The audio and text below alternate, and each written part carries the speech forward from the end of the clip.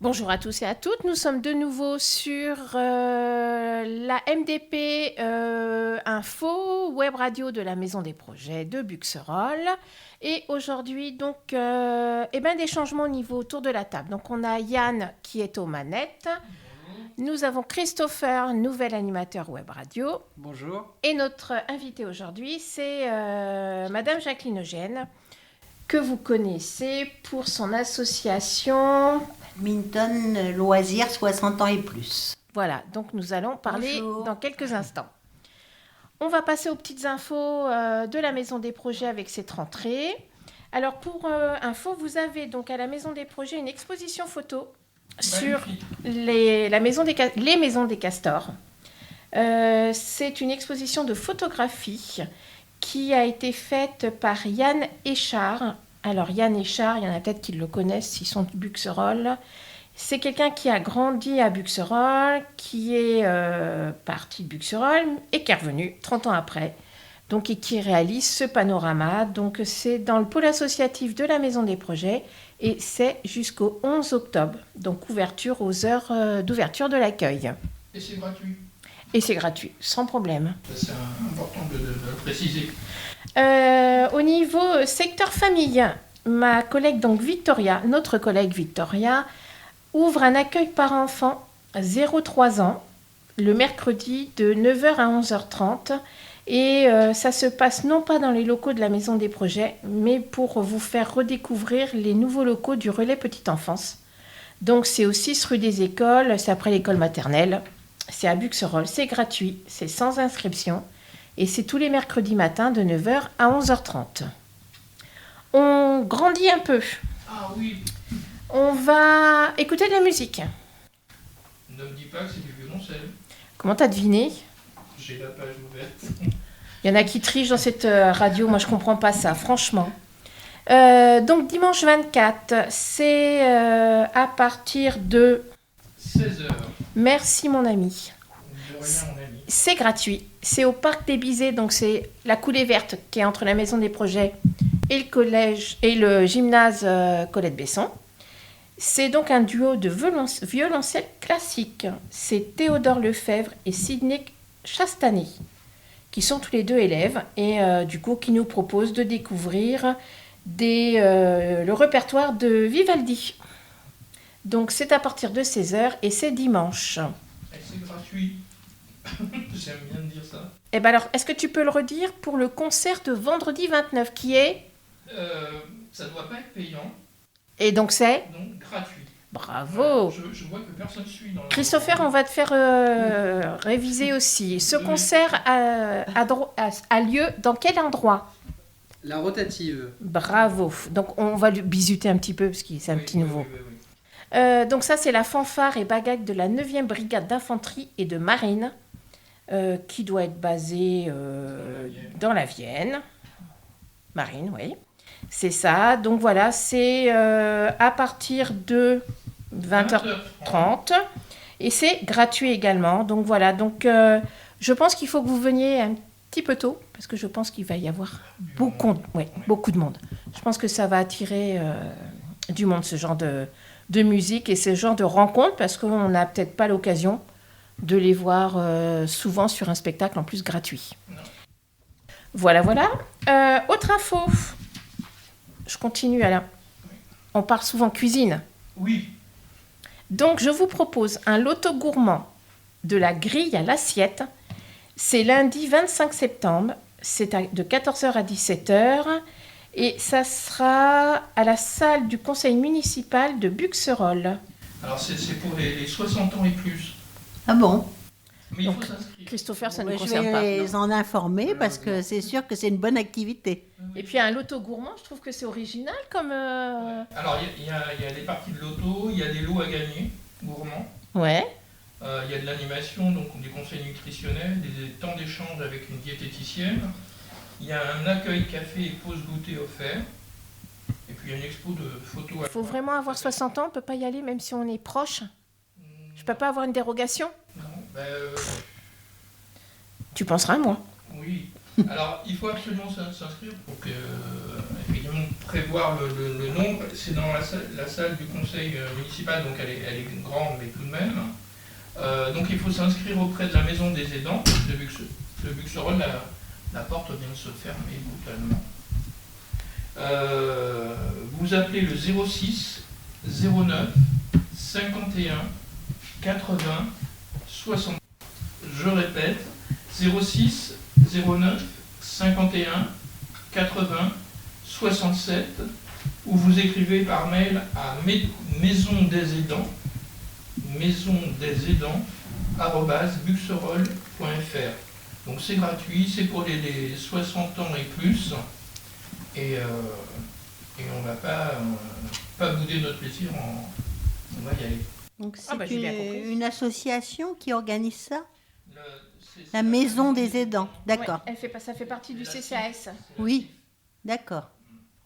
Et puis après, à l'accueil, donc vous trouverez le programme de la rotative, le livret d'accueil de la maison des projets, et puis le programme du secteur famille. Victoria a sorti son programme jusqu'au 19 octobre. Voilà pour les petites infos. Voilà. Il est peut-être temps de torturer notre invité. Oh, oui, chic. Jacqueline, vous êtes prête? C'est pas de la torture, c'est un plaisir. Ah, vous dites ça maintenant, on verra. On vous posera la question tout à l'heure. Oui, parce que je suis très heureuse que vous nous ayez invités. C'est très gentil de votre part. Et puis, voilà, pour moi, c'est une première expérience de radio. Waouh, donc ce ne sera pas la dernière. Merci. Une fois qu'on y a goûté, voilà, vous allez revenir.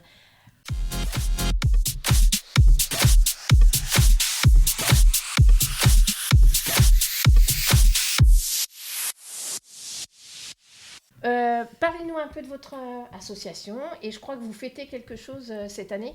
Oui, Sylvie. Donc, l'association, elle a été créée en 2013. L'idée de permettre à des gens un peu plus âgés de pratiquer une activité sportive régulière, et ceci sans se fatiguer, parce que j'ai été présidente du club de badminton pendant 12 ans. Et bien sûr, j'ai vieilli comme tout le monde. Et en vieillissant, j'ai remarqué que les personnes plus âgées avaient du mal à mener un match jusqu'au bout avec les jeunes, par manque de rapidité, bien sûr, de vivacité, tout ce qui est lié au vieillissement et qui est tout à fait normal. Donc, pour pouvoir faire plaisir à cette catégorie de population, j'ai eu l'idée de créer une section d'abord qui faisait partie du club de badminton et qui s'appelait la section 60 et plus, la section badminton loisirs. Et il se trouve que cette année, effectivement, déjà, le temps passe vite, nous fêtons nos 10 ans d'existence. Et du coup, vous avez créé une association à part entière?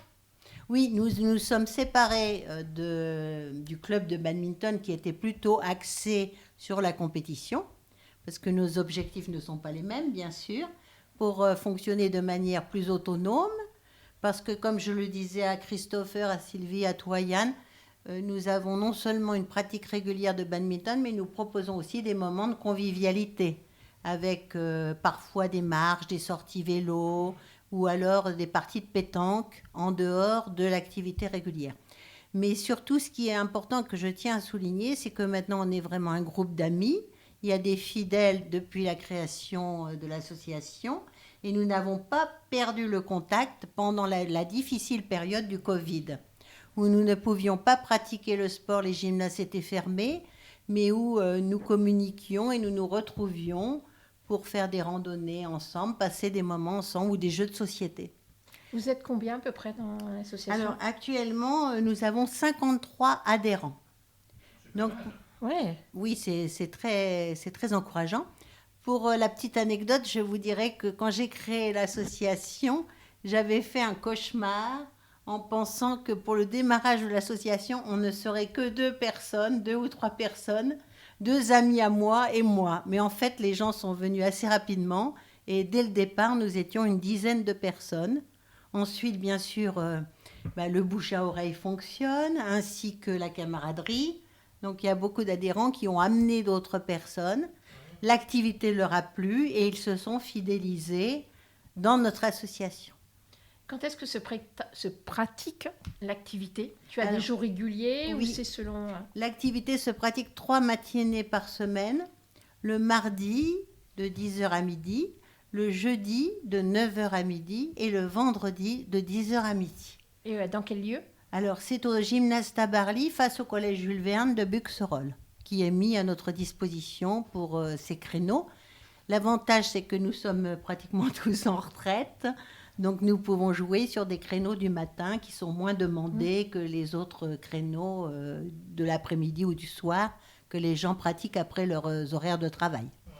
Et s'il y en a qui veulent, qui vont entendre et découvrir cette association, on peut intégrer, on peut prendre contact avec toi Bien tout sûr, au long sur de les l'année? créneaux que j'ai Ouais. indiqués tout au long de l'année, nous accueillons quelques nouveaux cette année encore qui sont venus parce qu'ils nous ont rencontrés au Forum des associations, qui est quand même un moment important dans l'histoire de la vie locale, dans l'animation locale, ou alors qui sont venus parce qu'ils en ont parlé avec des amis qui les ont amenés. Ils viennent sur nos créneaux, ils observent, ils font une séance d'essai, ils voient si ça leur plaît. Et au bout de 2 essais, si vraiment l'activité leur convient, ils peuvent s'inscrire et pratiquer toute l'année avec nous, sachant qu'on essaie d'assurer une permanence au moins d'une fois, un créneau d'entraînement par semaine pendant les vacances scolaires. On peut venir même si on n'a jamais pratiqué le badminton? Oui, nous avons des gens qui viennent et qui n'ont jamais pratiqué le badminton, mais bon, on leur explique les fondamentaux et généralement, voilà, ça leur plaît, Ça s'ils accroche. aiment les sports de raquettes, hein, bien sûr.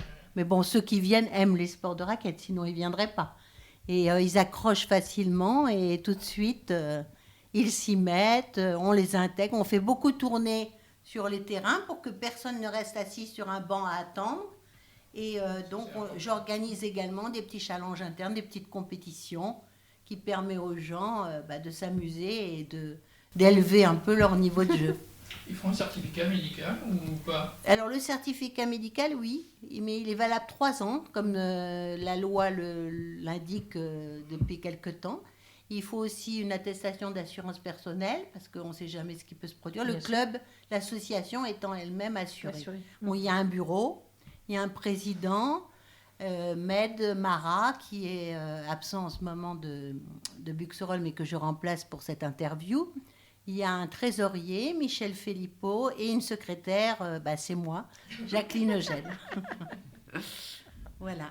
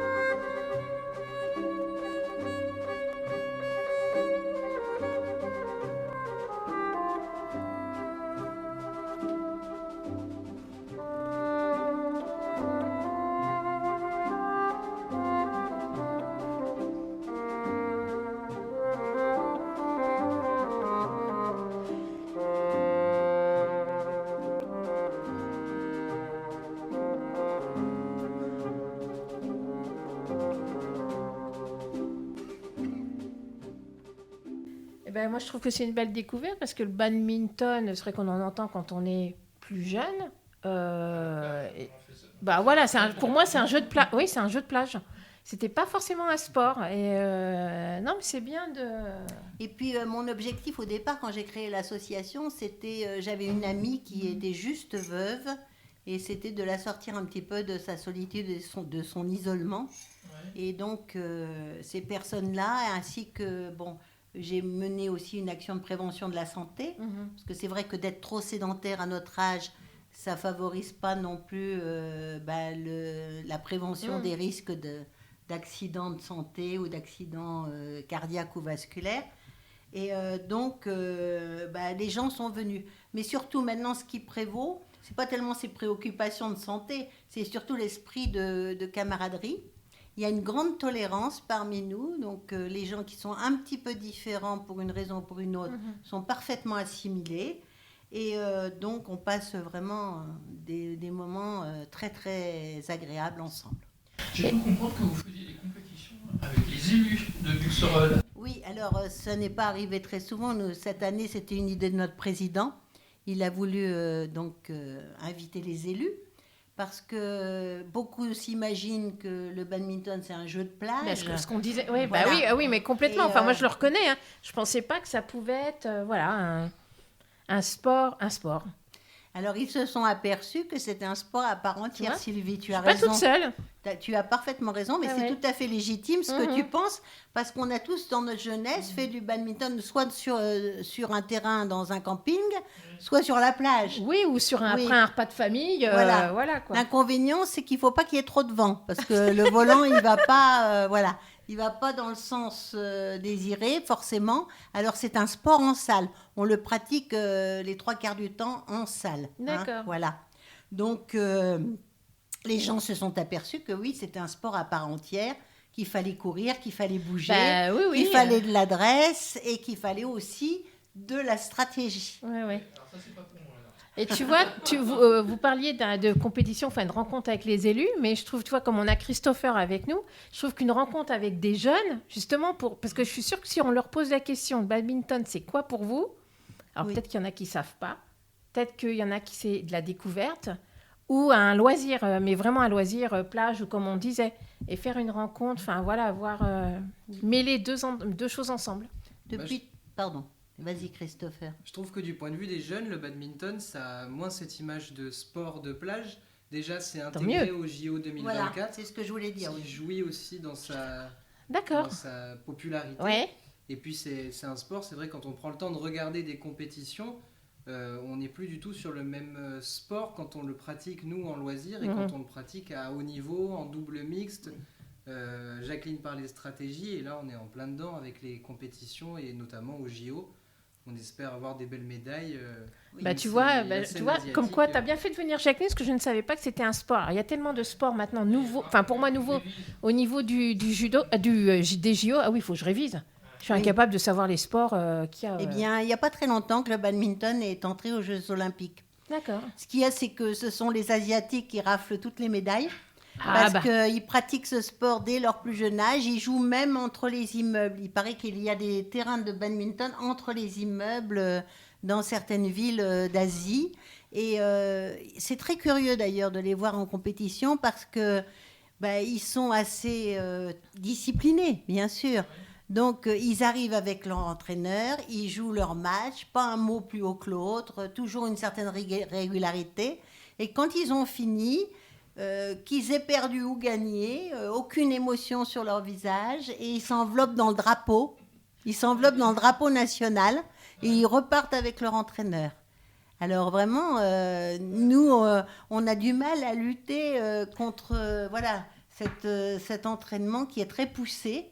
Pour la petite anecdote, je vous dirais qu'il y a un échange de doubles qui a été enregistré et qui est passé d'ailleurs sur Facebook. Donc un échange de double dames d'origine asiatique.